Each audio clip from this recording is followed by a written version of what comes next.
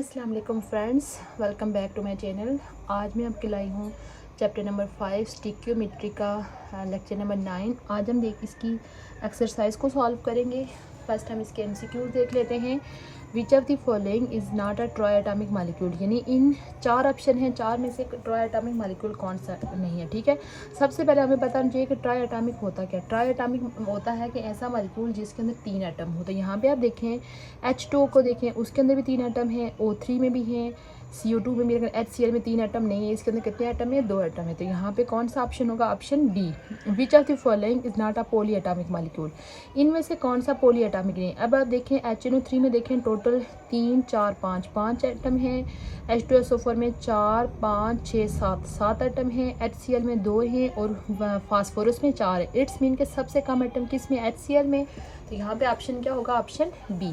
Which of the following is true for a mole, यानी इनमें से क्या चीज़ मोल के लिए ट्रू है। मोल के लिए हमने पीछे पढ़ा था कि जब भी किसी के मैस को ग्राम में रिप्रेजेंट करेंगे। तो यहाँ पे आप देखें पहला लिखा हुआ molar mass in kilogram, molar mass in AMU, molar mass in gram. तो यहाँ पे कौन सा ऑप्शन होगा? Option number B.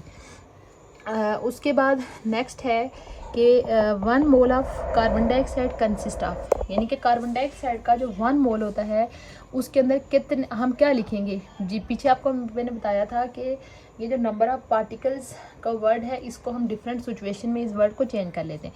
अब देखिए कार्बन डाइऑक्साइड एक मॉलिक्यूल है, तो हम यहाँ पे क्या वर्ड। नेक्स्ट है कि 1 mole of carbon what is the mass of 1 mole of carbon monoxide. Carbon monoxide के 1 मोल से मुराद ये है कि उसके मास को हमने ग्राम में रिप्रेजेंट करना है। तो कार्बन मोनोऑक्साइड का फार्मूला होता है CO, इसका 12 हो गया और इसका हो गया 16। तो हमारे पास ये कितना आ जाएगा? 28 ग्राम, यानी कि इसका जो 1 मोल होगा उसका मास क्या होगा? 28 ग्राम। तो option B is correct. What is the mass of 5 mole of oxygen, oxygen के 5 मोल का क्या मास होगा? ठीक है, तो यहाँ पे आप देखें कि मोल के लिए जो फार्मूला होता है, मोल का फार्मूला होता है N is equal to M/M। ये वाला मास हमें फाइंड करना है। तो ये हो जाएगा M इधर रहेगा तो ये M उधर चला जाएगा, तो यहाँ पे हो जाएगा M is equal to N multiply by capital M। तो यहाँ पे हम ऑक्सीजन का मास फाइंड करना चाहते हैं। ऑक्सीजन का फार्मूला होता है O2, तो इट्स मीन कि ऑक्सीजन का मास कितना है? 32 ग्राम। ठीक है, तो नंबर ऑफ मोल्स कितने दिए हुए? 5। इसको हम इसकी जगह लिख लेंगे 32। इसको जब मल्टीप्लाई करेंगे तो ये हो जाता है 160 ग्राम। यहाँ पे होगा option C. Which of the following molecular mass of chlorine gas. Chlorine gas का फार्मूला होता है Cl2। क्लोरीन के एक एटम का जो मास होता है वो होता है 35.5। तो ज़रा ये 2 एटम है, तो इसको 2 से मल्टीप्लाई करेंगे तो ये हमारे पास बन जाएगा 71 ग्राम। इसका होगा option C. Which of the following is empirical formula of glucose. Empirical formula आपको याद हो कि इम्पेरिकल फार्मूला ऐसा होता है कि जो कि सिंप्लीफाइड रेशियो बताता है हमें किसके बारे में? कंपाउंड की सिंप्लीफाइड कंपाउंड के अंदर मौजूद एटम की सिंप्लीफाइड रेशियो के बारे में हमें इंफॉर्मेशन दे रहा होता है। तो सबसे पहले ग्लूकोज का हम फार्मूला लिखेंगे। ग्लूकोज का फार्मूला होता है C6H12O6। इसके रेशो निकालें 1:2:1। तो इस हिसाब से इसका फार्मूला बनेगा CH2O। ठीक है, यहाँ पे कौन सा ऑप्शन है? Option D is correct. Next आप देखें क्वेश्चन 9 है कि विच of the following is balance equation. Balance equation आपको पता हुआ है कि वो इक्वेशन जिसमें नंबर ऑफ एटम्स दोनों साइड पे बैलेंस हो। तो इसमें हमारे पास ये जो ऑप्शन बी है, इसमें अगर हम गौर से देखें तो दोनों साइड जो है वो बैलेंस है। उसके बाद कहते हैं कि जब सिल्वर नाइट्रेट और सोडियम क्लोराइड का जो होता है रिएक्शन होता है तो उसमें स्पेक्टेटर आयन क्या होता है। ये इस चैप्टर का सेकंड लास्ट लेक्चर है, उसमें हमने देखा था कि नाइट्रेट आयन जो है वो एज अ स्पेक्टेटर आयन वहाँ पे मौजूद होते हैं, जबकि सिल्वर आयन और क्लोराइड आयन असल में वो होते हैं जो कि रिएक्शन में एक दूसरे के साथ रिएक्शन करते हैं। उसके बाद इनमें से कौन सी बैलेंस इक्वेशन है, ये भी हमने इस चैप्टर का लास्ट लेक्चर में हमने देखा था कि जब मीथेन ऑक्सीजन के साथ मिलता है तो इसकी जो बैलेंस इक्वेशन है वो है इक्वेशन नंबर डी। अब हम इसके शॉर्ट क्वेश्चन की तरफ चलते हैं। पहला शॉर्ट क्वेश्चन है define chemical formula with example. Chemical formula को एग्जांपल के साथ बताएं। ये इस चैप्टर के शुरू में हमने केमिकल फार्मूला के बारे में पढ़ा था कि केमिकल फार्मूला क्या होता है। ठीक है, यहाँ पे ये देखें सिंपल, यानी कि ये फार्मूला है। यहाँ पे आप इसकी डेफिनेशन लिख सकते हैं। उसके बाद नेक्स्ट है कि differentiate between molecule of element, किसी एलिमेंट के मालिक्यूल और कंपाउंड के मालिक्यूल में क्या डिफरेंस है। ठीक है, बेसिकली पहले चीज़ आपको पता होना चाहिए कि मालिक्यूल क्या है। मालिक्यूल क्या होता है कि जब एक से ज़्यादा एटम आपस में मिलते हैं तो वो बन जाते हैं मालिक्यूल। जैसे हमारे पास एक सिंगल एटम से जब ज़्यादा मिलेंगे तो वो बन जाता है मालिक्यूल। तो सपोज़ अगर हमारे पास उस मालिक्यूल के अंदर जितने भी एटम हैं वो सारे क्या हैं, सेम एटम हैं, सेम एटम है। जैसे हमारे पास ऑक्सीजन है O2, अब आप देखें ये मालिक्यूल है लेकिन इसके अंदर एटम्स क्या है, सेम है।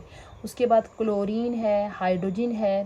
तो इस तरह के हम बोलेंगे मालिक्यूल ऑफ एलिमेंट। ये किसका मालिक्यूल है, एलिमेंट्स का मालिक्यूल है। ठीक है, उसके बाद अगर मालिक्यूल जब बन रहा होता है तो वो जो एटम्स आपस में मिल रहे हैं वो सेम नहीं है बल्कि क्या है, डिफरेंट है।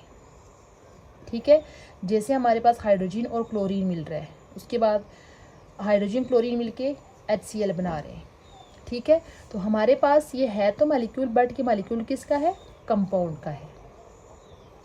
इस तरीके से आप डिफरेंट एग्जांपल देके जो है वो मालिक्यूल ऑफ एलिमेंट और मालिक्यूल ऑफ कंपाउंड में डिफरेंस क्या कर सकते हैं, लिख सकते हैं कि मालिक्यूल ऑफ एलिमेंट मीन के same atoms present and molecule of compound mean different atoms combined with each other. उसके बाद नेक्स्ट क्वेश्चन ये है कि एम्पिरिकल फार्मूला क्या है और एम्पिरिकल फार्मूला की कोई सी भी एग्जांपल। एम्पिरिकल फार्मूला ये रेशो के बारे में बताता है, हमें किसी एलिमेंट के अंदर मौजूद जितने भी एटम्स हैं उनके दरमियान रेशो के बारे में बताता है। ये भी हम पीछे हमने पढ़ा था पेज नंबर 59 पे, ये इसकी डेफिनेशन और डिफरेंट एग्जांपल यहाँ पे मेंशन है। उसके बाद नेक्स्ट है कि मोल और एवोगाड्रोस नंबर क्या है, ये भी हमने टॉपिक पीछे पढ़ा था पेज नंबर 61 पे। इनकी डेफिनेशन यहाँ पे मेंशन है और साथ में एग्जांपल भी है। उसके बाद यहाँ पे कुछ न्यूमेरिकल्स दिए हुए हैं। Calculate number of moles from the given mass. हमारे पास पहला है 15 gram of carbon dioxide. 15 gram carbon dioxide के हमने नंबर ऑफ मोल्स फाइंड करने हैं। ठीक है, तो मैस क्या दिया हुआ है 15 ग्राम और फाइंड हमने क्या करना है, नंबर ऑफ मोल्स फाइंड करना है। नंबर ऑफ मोल्स का फार्मूला आपको पता होता है कि ये है M over capital M। Capital M उसका मैस होता है। ठीक है, तो यहाँ पे कार्बन डाइऑक्साइड है तो कार्बन डाइऑक्साइड का फार्मूला होता है CO2। कार्बन का मैस होता है 12, एक ऑक्सीजन के एटम का मैस होता है 16। इसको 2 से मल्टीप्लाई कर लेंगे तो 12 प्लस ये हो जाएगा 32, ये हमारे पास टोटल बन जाएगा 44 ग्राम।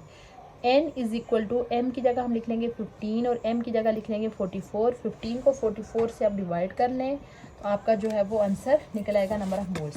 सेम इसी मेथड को यूज़ करते हुए आप दूसरा भी फाइंड कर सकते हैं। उसके बाद क्वेश्चन नंबर 6 है calculate mass from the given moles. यहाँ पे मोल्स ही हमें मोल से हमने क्या फाइंड करना है, मैस फाइंड करना है। हम ये भी एक देख लेते हैं, यहाँ पे हमें नंबर ऑफ मोल्स दिए हुए हैं यानी N दिया हुआ है। N हमारे पास दिए हुए हैं 10 मोल।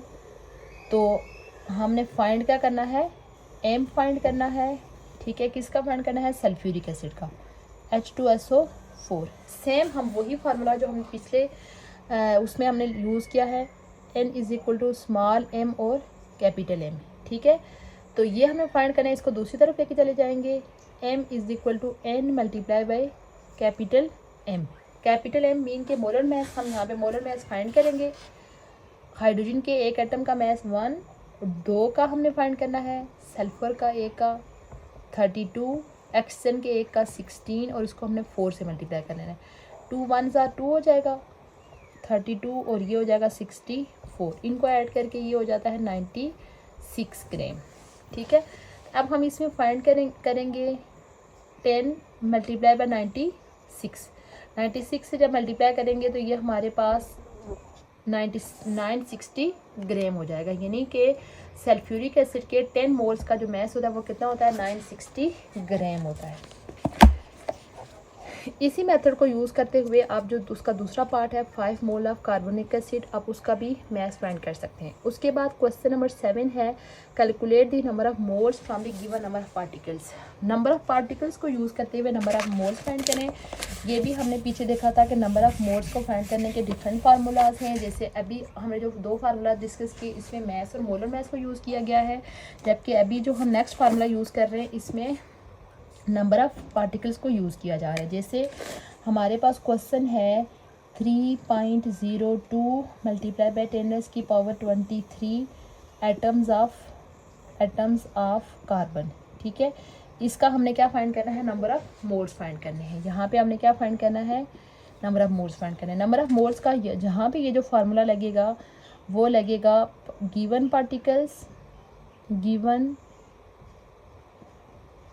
Particles divided by Na। ठीक है, गिवन पार्टिकल्स हमारे पास ये हैं 3.02 10⁻23, जबकि एवोगैड्रोस की वैल्यू होती है 6.02 मल्टीप्लाई बाय 10⁻23। अब आप देखें ये यहाँ से कटेगा तो ये 2 हो जाएगा। ठीक है, तो इस यहाँ पे हो जाएगा 1/2 मल्टीप्लाई बाय 10⁻, ये और ये भी कट जाएगा। ये हमारे पास नंबर ऑफ मोल्स इसके कितने निकल आएंगे, 0.5। ठीक है, तो इस में आप यानी कि नंबर ऑफ मोल्स के लिए नंबर ऑफ पार्टिकल्स वाला फार्मूला यूज़ करेंगे। इन तीनों को आप इसी मेथड से कर सकते हैं। उसके बाद क्वेश्चन नंबर 8 है calculate number of moles and number of particle. यहाँ पे हमें उन्होंने मैथ्स दिया हुआ है, मैथ्स में से हमारे नंबर ऑफ मोल्स भी फाइंड करने हैं और नंबर ऑफ पार्टिकल्स भी फाइंड करने हैं। ठीक है, यहाँ पे दिया हुआ है मैथ्स यानी स्मॉल m 80 ग्राम। ठीक है, किसका दिया हुआ है, वाटर का, 80 ग्राम ऑफ वाटर। ठीक है, हमने फाइंड क्या करना है, n यानी कि नंबर ऑफ मोल्स फाइंड करने हैं और नंबर ऑफ पार्टिकल्स फाइंड करने हैं, नंबर ऑफ पार्टिकल्स। ठीक है, तो अब सबसे पहले हम नंबर ऑफ मोल्स के लिए वही फार्मूला लगाएंगे। ठीक है, नंबर ऑफ मोल्स का फार्मूला होता है n = m/M। ठीक है, तो m वाटर का जो होता है, वाटर का होता है 18। ठीक है, तो हम यहाँ पे पुट करेंगे m = यहाँ पे 80 डिवाइडेड बाय यहाँ पे वाटर का मैस होता है 18 ग्राम। 80 को आप 18 से डिवाइड करेंगे तो हमारे पास क्या निकल आएंगे, नंबर ऑफ मोल्स। तो जो आंसर आया होगा उसको आपने मल्टीप्लाई कर लेना है Na से।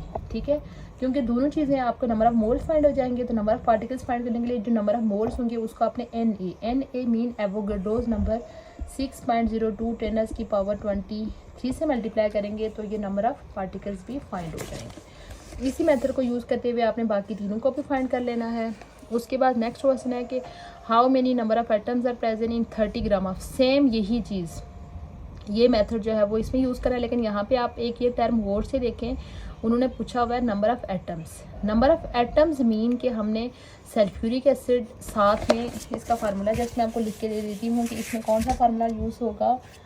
यहाँ पे हम ओवरऑल लिखेंगे नंबर ऑफ़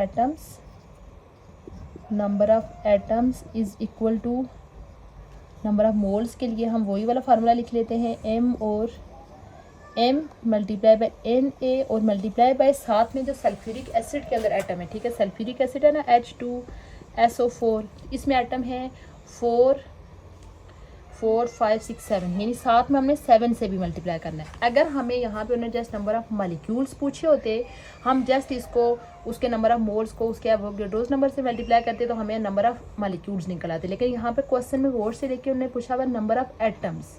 ठीक है, यानी कि इट्स मीन कि हमें सल्फ्यूरिक एसिड के जो एटम्स हैं उनके साथ उसको मल्टीप्लाई कर लेना है, तो हमें ओवरऑल नंबर ऑफ एटम्स जो है वो फाइंड आउट हो जाएंगे। उसके बाद सेम नीचे वही इसी तरह का क्वेश्चन है, यहाँ पे नंबर ऑफ आइंस पूछे हुए हैं। ठीक है, तो यहाँ पे आइंस के लिए भी हमने यही फार्मूला आपको पता यूज़ करना है, number of ions is equal to mass और capital M multiply by Na। ठीक है, ये करने के साथ साथ यहाँ पे हमने ये भी लिखना है, ये देखें HCl है ना, HCl के जब आइंस देखेंगे तो हमारे पास HCl के अंदर से 2 आइंस बनेंगे। ठीक है, तो इसको साथ में हमने ओवरऑल 2 से भी मल्टीप्लाई कर लेना है, तो हमें निकल आएंगे नंबर ऑफ़ आइंस निकल आएंगे। यानी इस मेथड को यूज़ करके आपने ये इन क्वेश्चन को सॉल्व करना है। उसके बाद लॉन्ग क्वेश्चन की तरफ चलते हैं। Explain different types of molecule with example, यानी कि डिफरेंट मॉलिक्यूल्स की एग्जांपल बताएं और साथ में पहले उनको उनकी डेफिनेशन और साथ में एग्जांपल। ये हमने इसी चैप्टर के शुरू में बिकल चैप्टर पढ़ा था, पेज नंबर 59 के ऊपर डिफरेंट टॉपिक्स मेंशन है। उसके बाद explain steps in writing chemical formula. Chemical formula लिखने के लिए कौन से स्टेप्स यूज़ किए जाते हैं, ये हमारे पास है पेज नंबर 60 के ऊपर ये स्टेप्स दिए हुए हैं। आम सिंपल फार्मूला और आयनिक फार्मूला दोनों के स्टेप्स दिए हुए, दोनों हमने लिखने हैं। उसके बाद केमिकल इक्वेशन और बैलेंस इक्वेशन में क्या फ़र्क है और इक्वेशन को बैलेंस करने के क्या स्टेप्स होते हैं, ठीक है। उसके बाद इक्वेशन को बैलेंस करने का भी नेक्स्ट हमने टॉपिक पूरा पढ़ा था, पेज नंबर 65, ठीक है। यहाँ पे ये केमिकल इक्वेशन क्या होती है और उसको बैलेंस करने का क्या मेथड होता है, ये पूरा टॉपिक है। उसके बाद what do you mean by ionic equation क्या होती है, स्पेक्टेटर आयन क्या है, और right an ionic equation for sodium chloride and silver nitrate. ये हमने जो सेकंड लास्ट लेक्चर पढ़ा था पेज नंबर 67 के ऊपर, आयनिक इक्वेशन, स्पेक्टेटर आयन, और वही एग्जांपल कोट हुई हुई है जो कि आगे उन्होंने पूछी हुई है।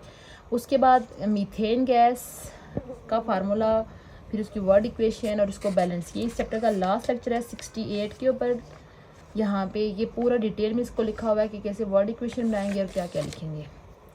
उसके बाद ये डिफरेंट कंपाउंड्स के फार्मूलाज लिखने हैं और यहाँ पे बैलेंस करना है। बैलेंस का मेथड आपको पता है कि दोनों साइड पे हम स्मॉल पॉसिबल नंबर से मल्टीप्लाई करेंगे और उस टाइम तक मल्टीप्लाई करते जाएंगे जब तक दोनों साइड हमारे पास क्या होते हैं, इक्वल होते हैं। यहाँ पे देखें पोटाशियम आयोडाइड लिखा हुआ है। पोटाशियम आयोडाइड का फार्मूला होता है KI, ठीक है। दोनों का जो होता है वैलेंसी +1 -1 होती है, तो सिंपल इसका फार्मूला होगा KI। पोटाशियम सल्फेट K2SO4, क्योंकि जो सल्फेट होता है उसके ऊपर -2 चार्ज होता है, इस वजह से पोटाशियम के 2 एटम किसके साथ है। उसके बाद कैल्शियम कार्बोनेट CaCO3, सेम इसकी तरह इसके ऊपर भी -2 चार्ज होता है, लेकिन यहाँ पे कैल्शियम का 1 एटम लग रहा है, क्योंकि कैल्शियम के ऊपर जो चार्ज होता है, ये अगर इसको अलग अलग करके भी लिखूँ तो इनका ये इस तरह से होता है, ठीक है। इस वजह से हम इसको इस फॉर्म में लिखते हैं। उसके बाद अगर हम इसका मैं देखूँ तो ये इस तरह से होता है। इसके 2 चार्जेस को बैलेंस करने के लिए इसके 2 एटम लगते हैं। अब अगर मैं कैल्शियम का लिखूँ Ca2 पॉजिटिव और CO3 2 नेगेटिव, देखिए यहाँ पे इसका भी चार्ज +2 और इसका भी -2 है, तो इसको बैलेंस हम इस फॉर्म में लिख लेंगे। उसके बाद एल्यूमिनियम कार्बोनेट, ठीक है। एल्यूमिनियम के ऊपर चार्ज होता है +3 और कार्बोनेट के ऊपर में मैंने आपको बताया -2। इसको बैलेंस करने के लिए हम इसको ऐसे लिखेंगे Al2CO3 थ्राइस, ठीक है, CO3 थ्राइस, यानी कि इसके 3 लगने का मतलब यह है कि यहाँ पे टोटल ये -6 और यहाँ पे +6। इस तरीके से ये बैलेंस होगा एल्यूमिनियम कार्बोनेट। उसके बाद जिंक क्लोराइड, क्योंकि जिंक के ऊपर भी चार्ज +2 होता है और क्लोरीन के 1 एटम के ऊपर चार्ज होता है -1। जिंक के इस चार्ज को बैलेंस करने के लिए क्लोरीन के कितने एटम इसके साथ लगेंगे, 2, तो जिंक क्लोराइड का फार्मूला ये वाला होगा। उसके बाद सिल्वर नाइट्रेट AgNO3, सिल्वर के ऊपर जो चार्ज होता है वो +1 होता है, तो उसको बैलेंस, और नाइट्रेट का 1 होता है। इस वजह से ये जब बैलेंस होता है हमारे पास सिंपल जो है वो सिल्वर नाइट्रेट का फार्मूला जो होता है इस फॉर्म में आ जाता है। और नेक्स्ट क्वेश्चन जो है उसमें मैंने ऑलरेडी आपको बता दिया है कि इसमें जस्ट आपने इनकी फिजिकल स्टेट लिखने की ज़रूरत नहीं है, यहाँ पे लिखा हुआ है, जस्ट इनको बैलेंस करना है। इन नंबर ऑफ आइटम जो है वो दोनों साइड पे बैलेंस करने हैं, ठीक है। पेपर में आपको इनमें से कोई भी क्वेश्चन आ सकता है, कोई भी इक्वेशन दी जा सकती है कि इसको बैलेंस करें, ठीक है। तो इसमें एक और क्वेश्चन है न्यूमेरिकल प्रॉब्लम, ये इसका मैं अलग से आपके लिए लेक्चर लेके आऊँगी इंशाल्लाह। नेक्स्ट लेक्चर न्यूमेरिकल प्रॉब्लम के रेलिवेंट होगा। आज के लेक्चर में हमने चैप्टर नंबर 5 स्टिक्योमेट्री की एक्सरसाइज को सॉल्व किया, जिसमें हमने MCQs, शॉर्ट क्वेश्चन और लॉन्ग क्वेश्चन को सॉल्व किया। उम्मीद करती हूँ आपको आज का लेक्चर अच्छा लगा होगा।